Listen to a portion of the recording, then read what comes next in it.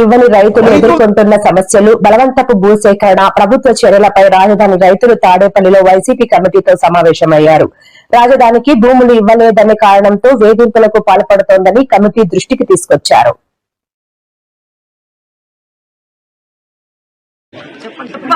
రైతుల దగ్గర నుంచి పొలం లాక్కునేటప్పుడు మాత్రం 2,47,00,000 ఇస్తారు. ఏంటి అన్యాయం? నేను ఒక మాట మాట్లాడతా.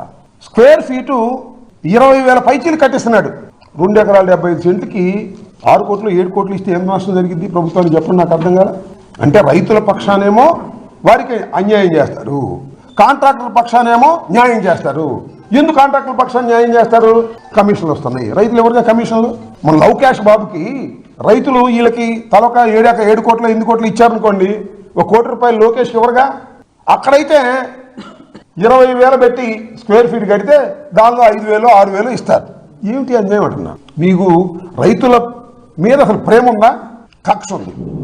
ఎందుకు కక్ష? వీడి పోలింగ్కి ఇవ్వలేదు, వీడి సంగతి తెలుద్దాం, ఈ చట్టాన్ని ప్రయోగిద్దాం, ఈ చట్టంలోని అంశాలను స్టెప్పుల్ని పూర్తిగా వైలేట్ చేసేసి బుల్డోజ్ చేసేద్దాం అని రైతుల మీద ఏం అన్యాయం అండి? రైతుల మీద పోలీసులు ప్రయోగిస్తారా? రైతుల మీద బుల్డోజర్లు ప్రయోగిస్తారా? మహిళా రైతులు లాగి పారేస్తారా? ఏంటి అన్యాయం?